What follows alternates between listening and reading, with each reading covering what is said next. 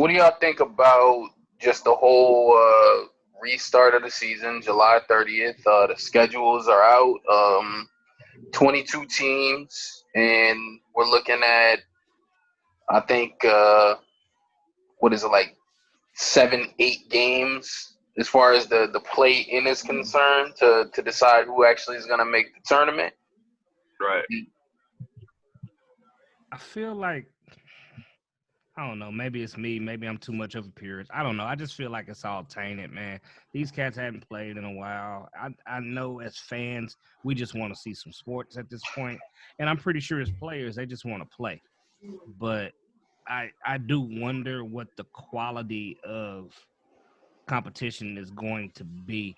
Is it going to be at the level that we would like to see at this point, or is it going to be more so kind of like the beginning of the season, maybe even preseason-ish? You know, I do wonder about that. I expected to be some preseason. I thought it was a good idea. Like, yeah, July 30th seems like everybody's going to be getting back in there. Everybody in Miami's, partying it up. But now that you're talking about reports of people getting and having COVID now, it's like whatever you've been doing, you've been keeping safe. Now you're going to be putting everybody together, and it just takes one person to just like, I was partying last night and I came on here this morning. Yeah. And then the whole thing's shut down again. You get COVID. You get COVID. You get COVID. Everybody gets COVID. But nobody has bad symptoms. Well, they're keeping the players that do opt to go there and play, they're keeping them in that bubble. I'm sure they're testing everybody who is entering into that space. But once you're in that space, you're not leaving, for 2 or 3 months.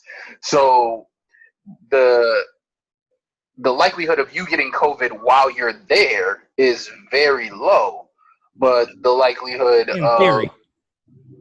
If they're really testing everybody like they say they are, I know that there's certain people who are asymptomatic and, there's no way to really tell necessarily that they have it. But my assumption is that they're testing any and everybody who's going to be on that property and a part of that process. Yeah, that's what I was going to say, too, because, it's a lot larger than just the players and coaches that are there. Are the refs staying on site? Are they not going back home? Are the people that take care of the facility going to stay there also and keep them away from their fams, while they're there hosting this tournament? It's all it takes is one person to slip up and forget to clean a basketball for everything to spread. And, that's what makes it tough. Like, who is it that's really involved on this aside from players and coaches and refs? Who's cleaning up the facility after the players play? Who's the one that's taking the temperatures or checking, doing all the tests? Where are they going after their part of or after their role is done for the day? What are they doing right after? Because like I said, all it takes is one mistake, one person to slip up and not do their job 100% for somebody to get sick. And once somebody gets sick, that's going to spread real quick. Well, I think in theory, nobody should be allowed. Anybody who's a part of this process, part of what you understand that you have to sacrifice is your home life for however long this process is. Disney certainly has the facilities to house everybody who would be involved in a process like this. So I think it's really just on the organization to make sure that they run a tight ship here. And, once you're in, you're committed, you're here. And if I was involved, I'm claiming the Millennium Falcon. That's it. That's what I'm saying. I just want to know how some of them can afford not to play. I think the only issue I got is the fans not being in the stands. I feel some type of way about that.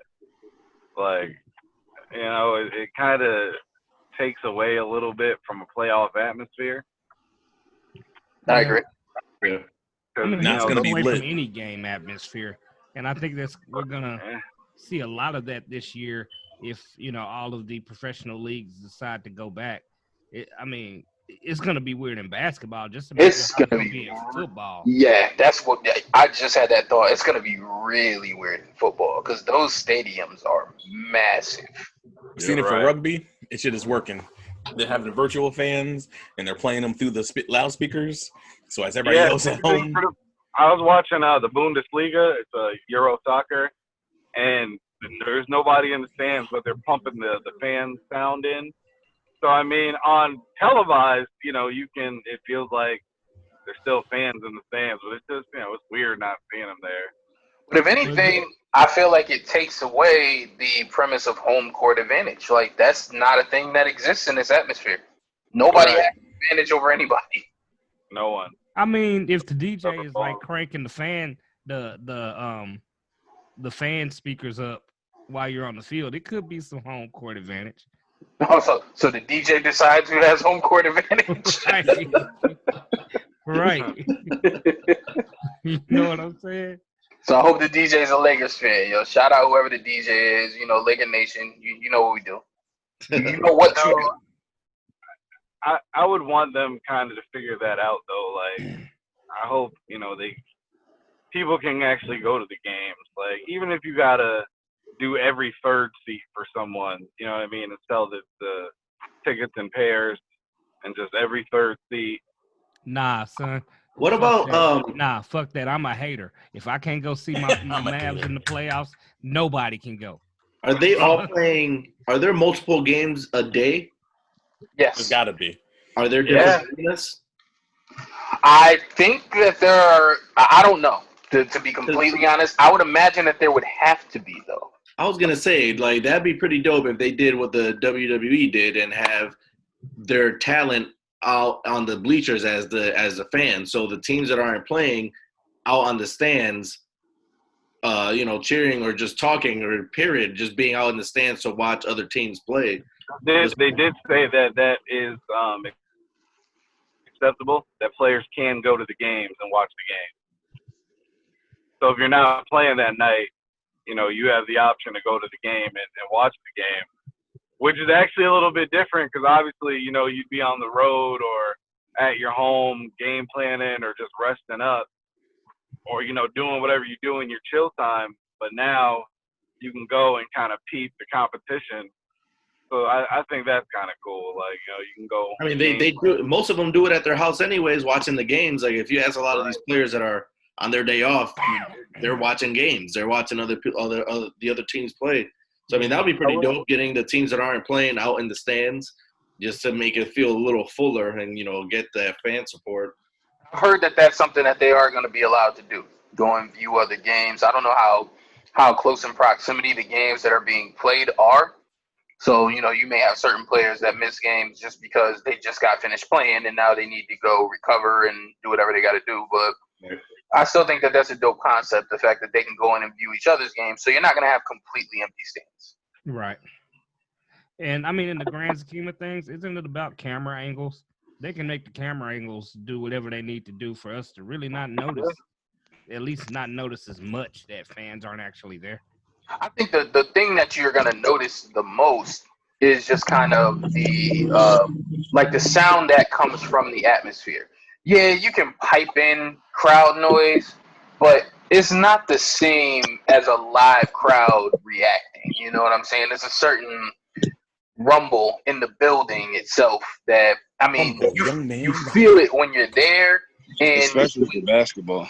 Yeah, and when you're watching it on TV, like, I feel like the reaction is going to be somewhat delayed. You know what I mean? If you're piping in sound versus having a live crowd. They can do it like they did when NCAA football was a thing, where, the home crowd would, like, just go wild. Your controller would start vibrating and shit. The screen would be shaking. They can do all that. That'd be dope. What'll be funny is, the DJ controls all the cheering sound and the dude goes up for a jam and then misses it and delays and hits a cheer button. Yeah! I'm like, oh, you can't stop that. It's already playing. I wonder if they can insert a boot. That's when you insert one of those, like, now, like, just shut the whole thing down. Like, that record scratch and just the silence. I'll do that Mario Dice thing.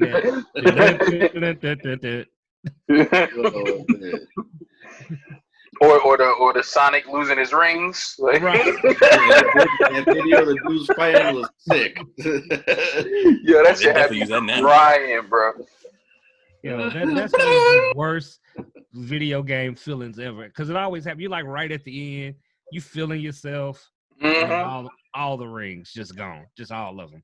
And then you fighting the boss, and you find yourself trying to, hold on to that one ring just to make sure that you're right, just to make sure that Like, you can take a hit. Keep Right. losing and grabbing it. Keep losing and grabbing it. ringless. Oh Just man. like, yeah. Uh-huh.